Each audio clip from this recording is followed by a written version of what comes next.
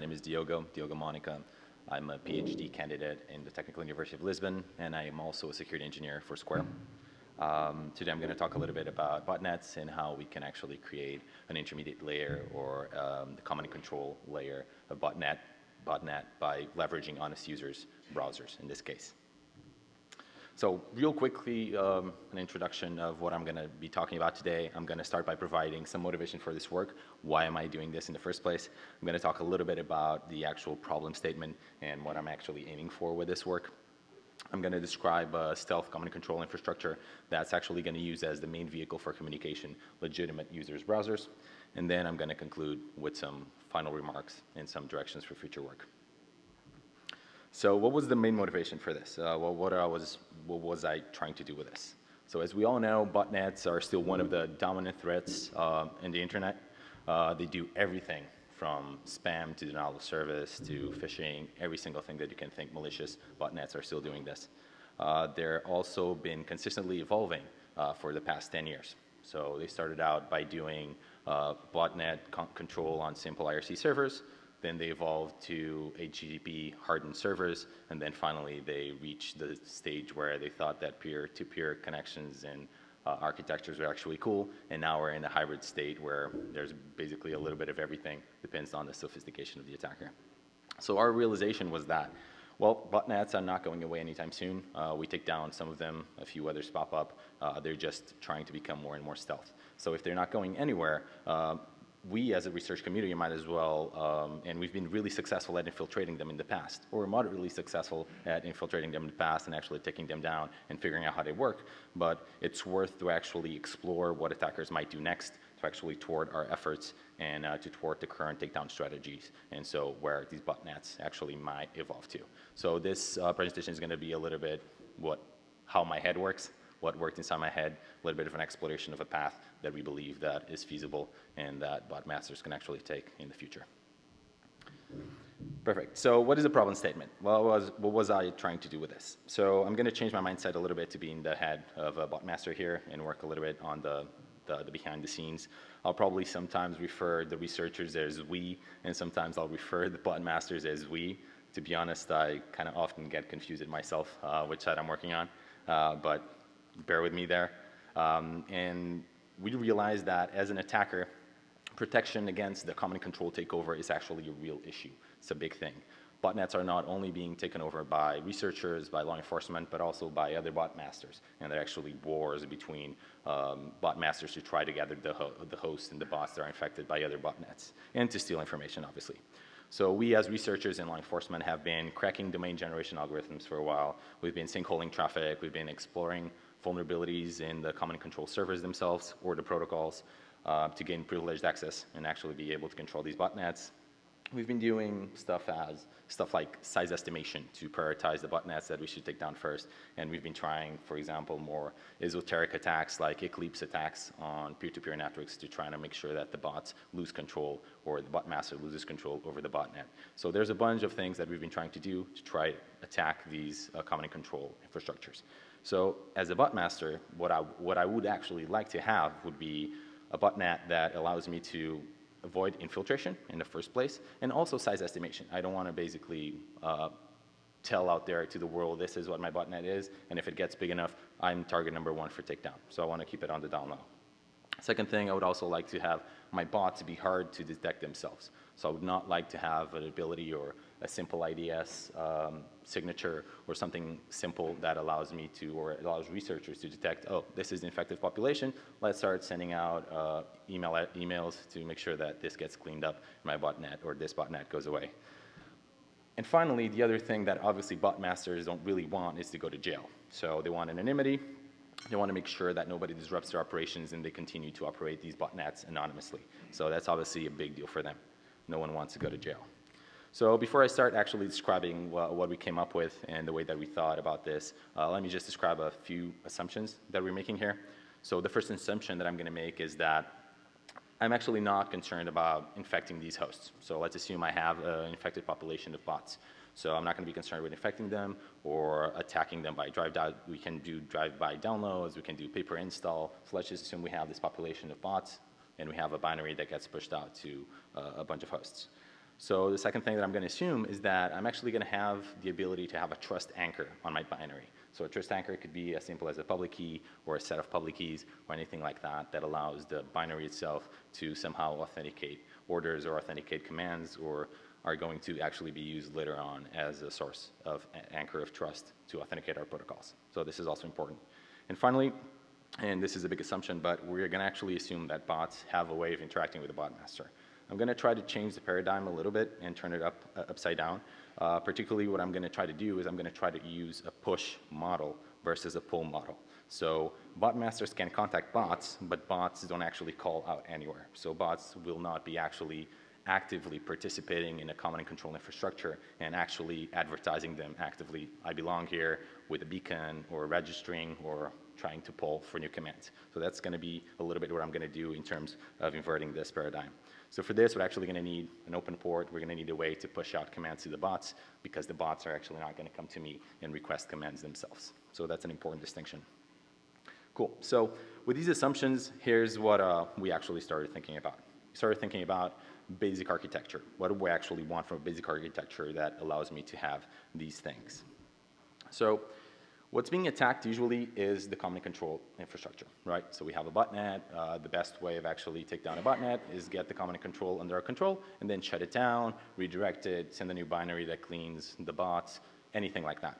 So, and bear with me here, if we're being attacked by our command and controls, let's try to actually remove it altogether. Let's try to remove the botnet infrastructure, so the command and control infrastructure completely. And I'll let you guys think a little bit about that. Bear with me here.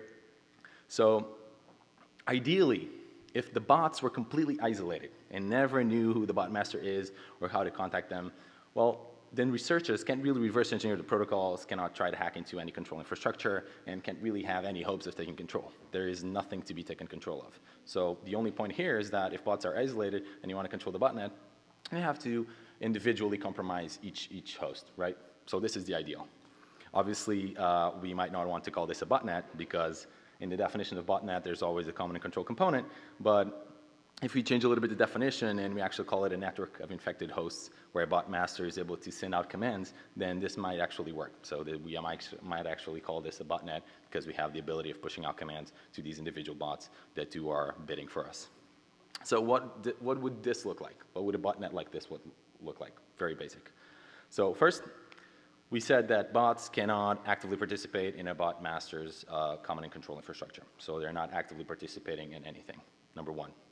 So given this, our only option is to basically going to have bots passively listening for commands. So passively receiving these commands from the bot master and from somewhere and then executing them because they're definitely not going to go out and download it for themselves. And now we can actually have bot master actually connect to all the bots. So a possible way of doing this is we have the bot master connect to all the bots in pushing signed commands, and this actually enables us, if the commands are authenticated, to have a botnet where the bots are passively listening and only execute commands from the bot master. So something that would look like this. The easiest possible botnet in the world, infected hosts, listening for commands, bot master does something, randomly scans the IPv4 range, there's something, and it's able to push out orders to the infected hosts. Cool, so before we go to the problems, which obviously this has a bunch of them, we're gonna actually look at the advantages. What does this bring us to the table? So no command and control, as I mentioned, means that there's no infiltration, there's no worries about somebody taking control over your network. Also, if the bots are passive and the bot master actually signs the commands, we are not able to estimate the size of the botnet because we can actually not go to anywhere and try to interact with them. They actually don't answer. They just passively execute commands. So we cannot really do size estimation here. Additionally, since bots are actually not actively participating in the infrastructure and they're just passively receiving commands, it's really hard for an IDS to just have a signature or have just detection of DNS queries like we've done a bunch in the past, or detecting just some pinging to the centralized command and control center, because this doesn't really exist. There's no command and control center. They actually don't ping anywhere. So that's interesting. But obviously, this super naive approach has a bunch of problems. So the biggest problems, as you might imagine, are number one, common dissemination. Having the bot master actually send out the commands to the bots themselves seems a little bit stupid. And the second thing is in terms of information retrieval. The bots actually have to, or the bot masters are actually interested in some information of the bots themselves. So for the common dissemination, um, in the first place, Botmaster does not know the IPs of bots. So as I mentioned, one possible strategy would be IPv4 random scanning, but this obviously is going to lead to the second problem, which is if the Botmaster is directly scanning the IPv4 range, then it's also exposing himself. So the Botmaster is the guy that is actually random scanning and pushing out commands to everyone. So that's pretty easy to see. And finally, also a problem with this approach is that comments take way too long to be disseminated. So it's just one guy, no matter how big his pipe is actually going to be able, or is going to have to push out to all the bots and by himself all the information and all the commands. Cool. So on the information retrieval side, we actually have the problem that the bots do not know the IP address of the bot master. If they're passive, they don't actually have a way of shipping out information. So we're going to have to solve this issue too, and we're going to have to look at a way of bots being able to expose this information and upload it without actually incriminating themselves or incriminating themselves at a minimum. So, and I mean, IPv4 is feasible.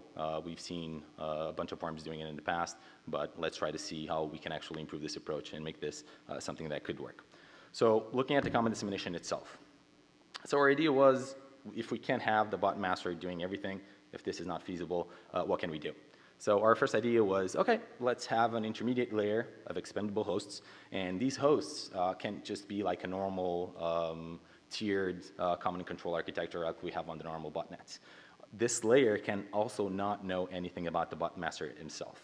However, we're going to have to use it in a way that it does the heavy lifting for us in terms of dissemination of commands. So on one end, we want a thing that actually disseminates all commands throughout all of our bots. On the other end, we want to make sure that they know as much about the bot master as the bot binaries themselves, which means nothing. Cool. So additionally, we also would not like to spend some valuable bots and bots that are actually stealing money or siphoning credit cards or sending spam as this intermediate layer, because we don't want to actually spend them. We would like to have something completely expendable, something that we can recreate really easily, not really have part of our botnet acting as this or acting as this intermediate layer, and by doing that actually exposing themselves as belonging to the botnet. So our first thought was, how can we get this expendable layer of hosts? What does this look like?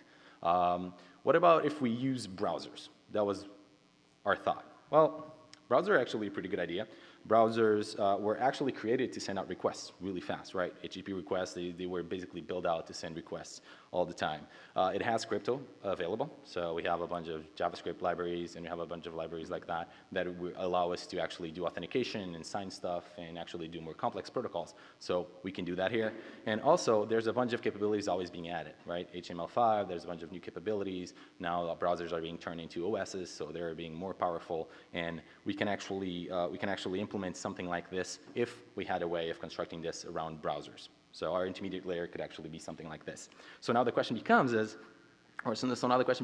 how can we actually make the browsers or some random browsers do the heavy lifting for us? How can we actually have these browsers and create a layer of expendable browsers that disseminate the commands for the bot master? And the idea here is that the bot master could, as simple as either deploy a new website or infect an existing host. And we're going to take a little bit more of a deep dive on how to recruit browsers and legitimate visitors later on. But basically, the bot master sends to a website with their vulnerable web application or creates a new one and posts some malicious JavaScript or some malicious payload. And the point here is that this malicious code is actually not going to try to infect hosts. It's not going to try to exploit the host. It's not going to try to explore any kind of vulnerability. So the point is that hopefully the website will be more low profile, more low key, and less prone to detection, because there's really no malicious behavior here being done. The only thing this malicious JavaScript will do, and the only thing this malicious payload actually does, is does what a browser is supposed to do. It sends out requests to the world. It might send more requests than usual, but it just sends out requests. So our idea is that we're going to run this code in the browser, and the browsers are going to unwillingly disseminate the messages to all the bots in our network, and they're going to do so by doing some strategy, potentially IPv4 random scanning. But now it's not just a bot master, it's actually a whole layer of browsers doing it for the bot master. So the only thing that the browser does, again, is send requests, and the question now becomes, well, this is kind of convoluted. What are the actual advantages of doing this? Let's kind of drill down and see what the bot master is actually going to win by having the browsers do it for them instead of them doing it themselves. So now we go into our description of the honest intermediate layer. So first and foremost, the bot master gains anonymity.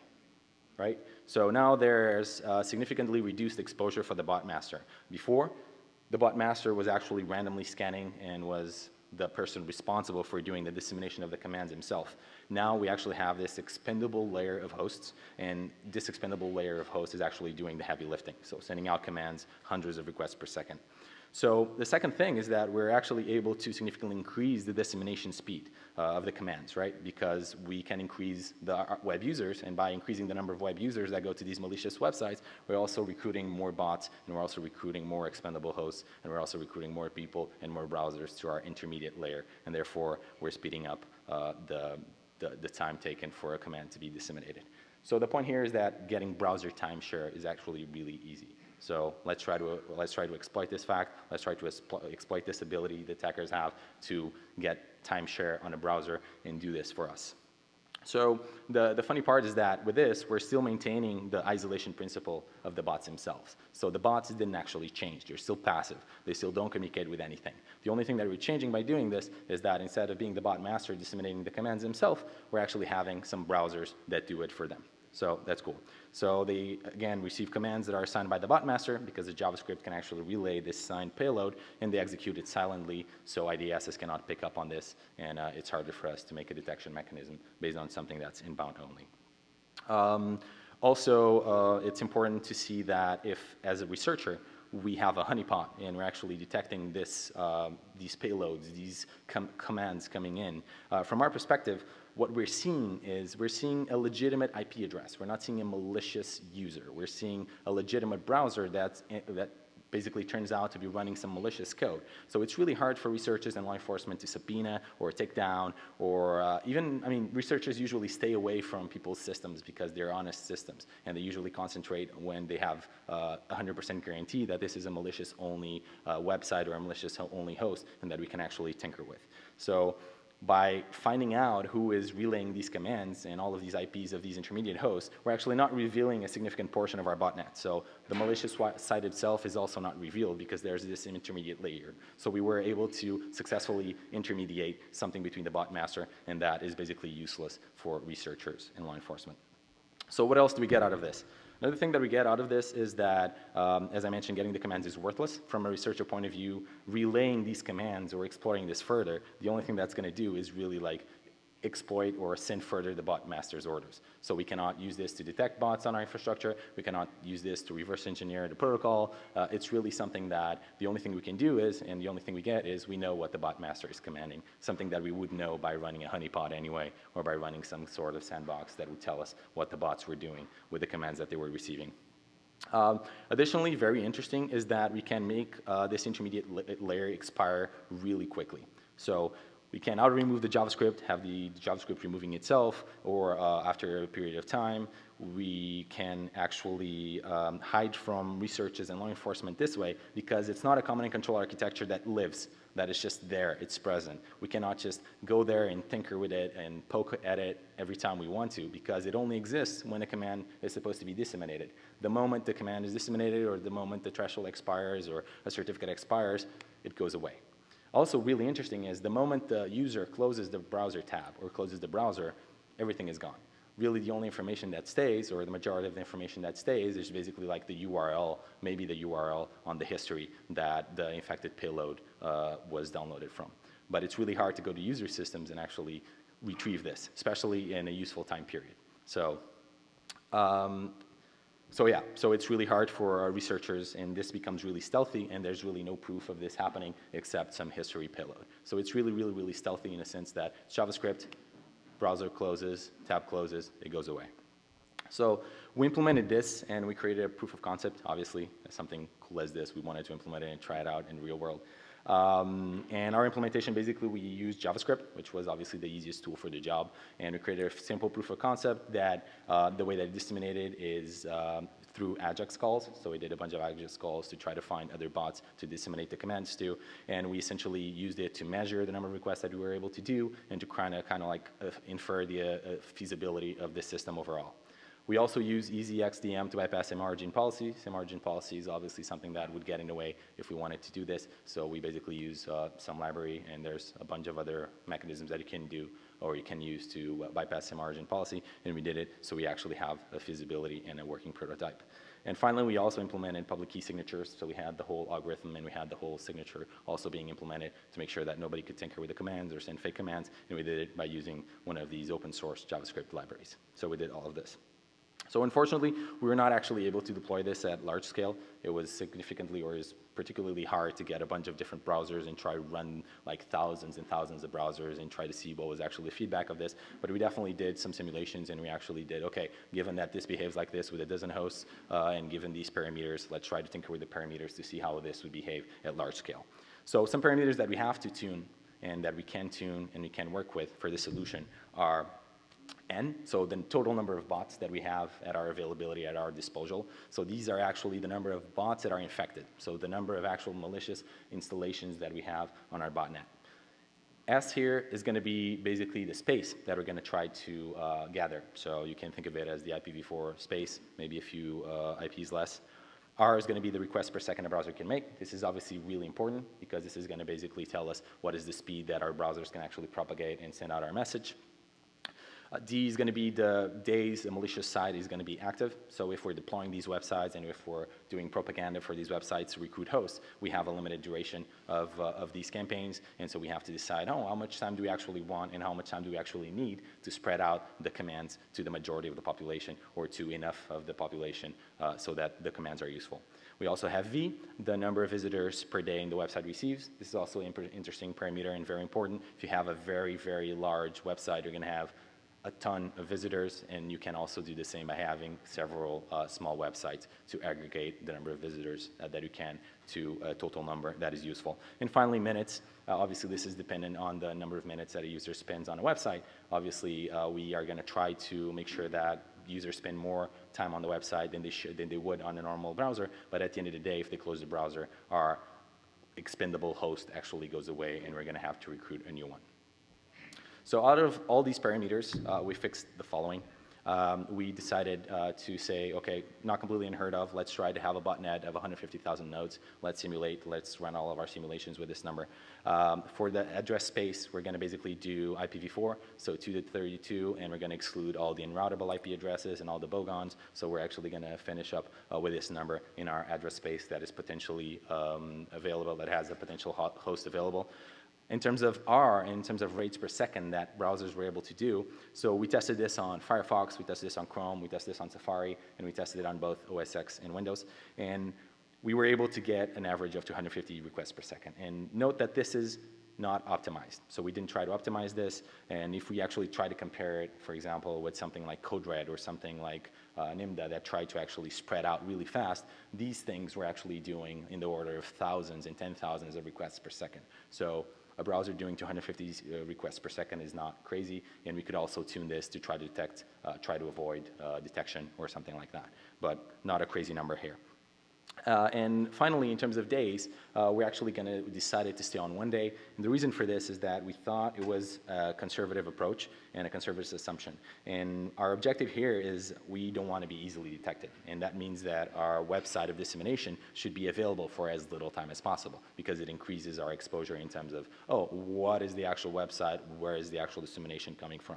So we also have found some references in the research literature, and they were basically alluding on how difficult it actually is to collect scripts for malicious websites that stay online, even for larger periods of time. So even websites that stayed online for 1 week and they were serving not even like innocuous JavaScript that made requests, but JavaScript that was particularly malicious and tried to exploit browsers and stuff that is actually known to be bad. They lasted weeks without being detected by our current mechanisms. So we thought 24 hours is more than reasonable, and if we can't detect websites that are clearly malicious in a week, then 24 hours is definitely something that we're not going to be able to achieve in the near future.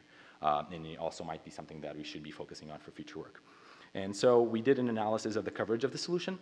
And so what I'm presenting here in this graph is basically on the x-axis, the percentage of bots that we're able to reach with a command. So when we launch one of these dissemination campaigns, and on the y-axis, and on the x-axis, the number of hosts. And this number of hosts is the actual number of browsers. It's the number of intermediate expendable hosts that we have for our botnet. So let me just describe this a little bit. So we also divided in terms of number of minutes. So in number of minutes is basically the average time that a user spends on the website. Obviously, the more time a user spends on the website, so comparing 10 minutes, the lowest curve, with 20 minutes, the highest curve, we actually can see that obviously for 20 minutes we can reach more bots. That seems plenty obvious. The other thing that's actually interesting here is that we are assuming that each bot, each browser, does not repeat IP addresses. However, all the browsers are obviously not cooperating with each other, so they're going to end up repeating all the IP addresses. What this means is that getting 100% of the bots, so getting to one, is actually infeasible in a short amount of time, because there's going to be collisions of the IPs that we're actually going to be sending out commands to.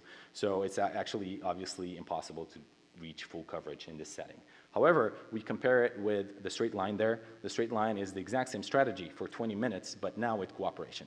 So now bots actually can tell each other which IP addresses were used, and we're just basically presented to see this would be the best that we could achieve in terms of IPv4 scanning, because there's a cooperation of random scanning, but we are not doing collisions, we are not scanning twice the same IP addresses.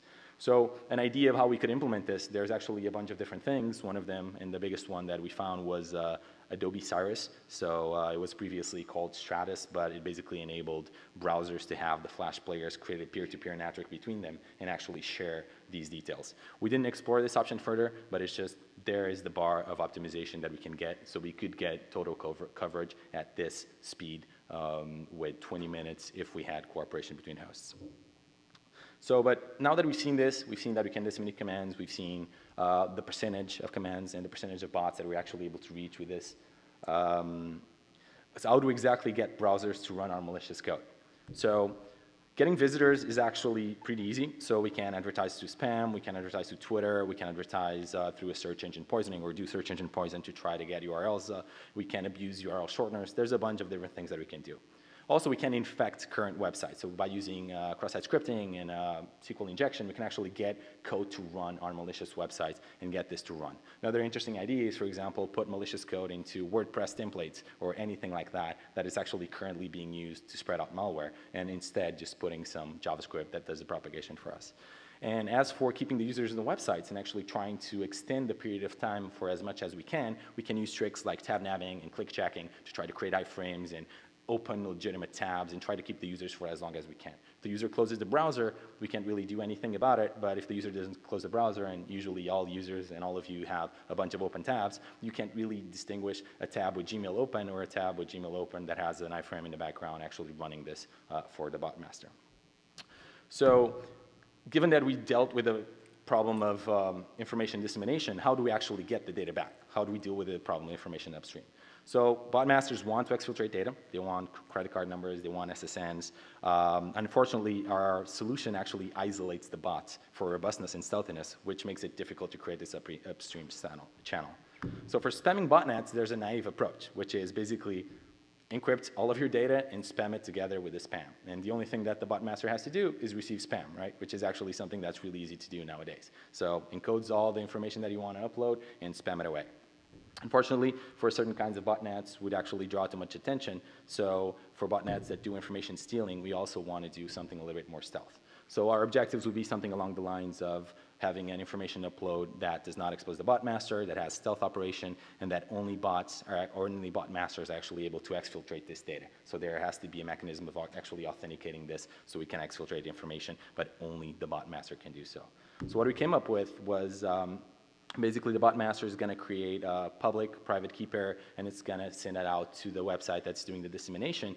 And this key pair is actually sent to the browsers. And the moment this is sent to the browsers, now the browsers can actually have a trust chain between the bot master's public key and the website, and can prove to a bot that they were actually part of the dissemination campaign for the bot master, and they're actually legitimate in terms of sending the request. What this looks like is essentially bot master creates this private public key pair, sends it to the dissemination website encodes it in JavaScript, sends it to the dissemination layer host, and on number 2, the dissemination layer host is going to send it out to the bots. If we look at more detail, we actually have the dissemination layer host sending these messages to the bots, and now the bots can actually say, oh, this is actually a dissemination layer host. This is actually authenticated. This is actually signed, and it's not some random researcher trying to send something to get feedback from me, either the information back or just an acknowledgement that I'm infected. So we found a way of authenticating. Now we actually have to find a way of extracting information from it. In terms of information upstream, what we did was, and I'm sorry I'm running here out of time, so I'm going to try to speed this up a little bit. What we created was we created a simple overlay. So the bot, dissemination host, not only is going to disseminate commands, but it's also going to create an encrypted overlay. So the bot master can come afterwards and try to crawl the overlay and extract the information. And you can read more details about it on the paper, but basically the way that it works on a very high level is assuming that you have a dissemination layer host and you have bots A, B, C, and D. The dissemination layer host sends on one a message to A, sees that it's a bot, and so when it sends a message to B, now it includes the encrypted IP address of A, encrypted with public key of the bot master, and so on and so forth, in a way that what we actually ended up achieving is basically an encrypted overlay of fingers between the hosts themselves. So now, a quick analysis of this actually shows us that for a number of minutes, on the y-axis is the largest cluster when compared to the total number of bots, and on the x-axis is the number of minutes that legitimate nodes are on the website, and we have a bunch of different curves for a different number of hosts, but the essential thing here is that we're able to reach a connectivity of the cluster or of our overlay that is almost 100% with a very low number of minutes per site. So this is actually becomes feasible in terms of actually reaching all the bots. So how does the bot master reach the overlay? Basically, it randomly scans the internet until it finds one host, and then from that moment on, it crawls everything and can start downloading information. There's also a little detail about the fact that it needs to bounce through some nodes, so we created a Tor-like mechanism so it can bounce around, and it's not just the bot master directly accessing, but you can also read more details about that on the paper. So as a final remarks, we do believe that this kind of botnet is feasible. I think the biggest thing here is that this shows the increasing potential of browsers and to be exploited in the malware landscape. So this increases, and I think, in my opinion, the focus that we need to have on browser security and mechanisms to detect malicious behavior. The only thing that this JavaScript does is send legitimate requests. It sends a bunch of them, but you can also tune that parameter as much as we can. And finally, I think it also shows weaknesses in terms of the speed that we're actually able to detect malicious websites. Clearly, a week is not good enough for us to detect these things. We should be faster than that. Thank you so much. Sorry for being over time. Feel free to ask any questions you might want.